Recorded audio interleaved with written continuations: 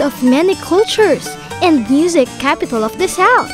Larawan ng maunlad na sining at kultura ang lalawigan ng Tagum dito sa Davao del Norte. Kilala rin ito bilang sentro ng komersyo at turismo sa buong Mindanao. Makulay at puno ng musika ang buhay at pamumuhay ng mga Tagumeños. Anumang edad o kalagayan sa lipunan, bawat isa ay larawan ng nagkakaisang hangarin na mapaunlad ang sining at kultura ng ating bayan.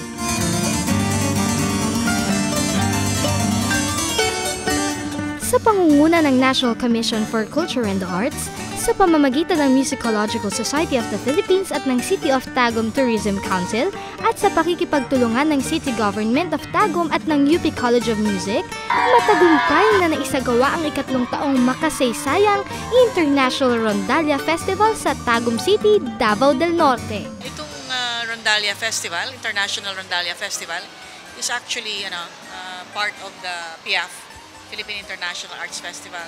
This is parang to achieve unity and peace.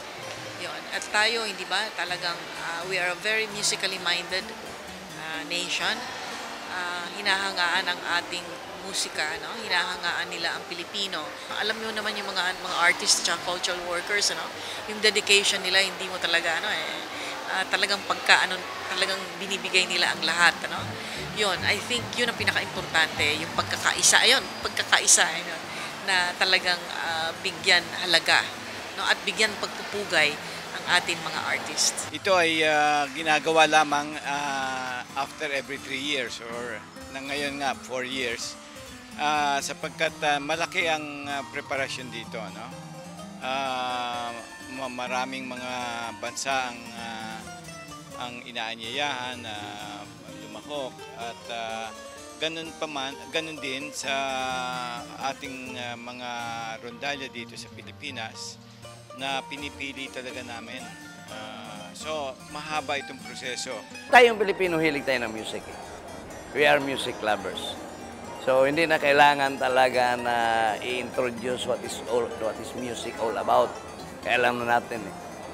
What we are trying to do is promote, enhance, especially the children. Sila. And at the same time, hindi natin kinalimutan yung mga nakaraan. Yung mga IPs natin, indigenous people. Kung titingnan mo yung mga musical instruments nila, can they play music? Dalawa lang string. Pero maka-play pala sila. So, para hindi malimutan ng mga bata, so tayo sa city, we promote, enhance the music skill ng mga Tagumeños. Tagum has nothing, it's just plain a city. That's why we go into developing our people, educating them about music or other skills like to dance and to sports, anything for the people. The preparation itself is it's the city government who give us the funds, And of course, the logistics of the people, the venue. Malaki talaga ang tulong ng city government, but also other private institutions and private individuals. And even as low as street sweepers, ganun, lahat nagtulungan,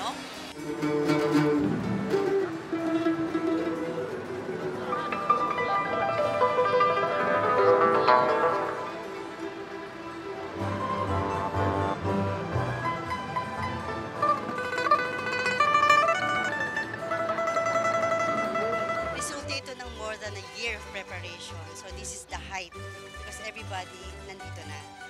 Marami from pagtulong sa pag-ayos ng venue. As you can see, at ang pinaka-challenge doon, paano tayo magpuproduce ng magandang tunog.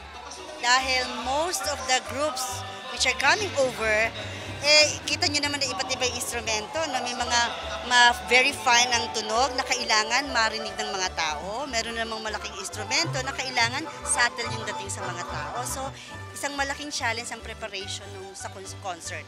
Actually, aside from that, isang pinakamalaking challenge is the security. Lahat ng grupo from other countries, i-introduce meron tayong senior Boy Scout, carrying yung flag nila, tapos yung buong delegation.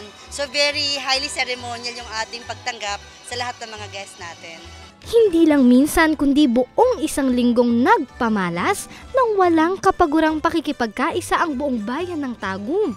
Sa lahat ng aspeto ng paghahanda, ang mga Tagumenyos ay hindi nagsawa sa kanilang pagtulong at pagbibigay suporta upang maisakatuparan ang layunin ng proyektong ito. Kalahok ang mahuhusay na Rondalia Group performers na nagmula pa sa iba't ibang panig ng mundo. Sila ang mga piling foreign experts in clock string music. Ilan sa kanila ay nagmula sa bansang Russia, Indonesia,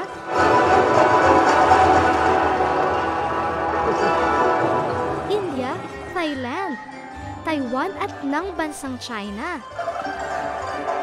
Kabahagi rin ang mga kababayan nating katutubo mula sa Mindanao na inaasahang magpapamalas din ng kanilang husay sa pagtugtog ng rondalia.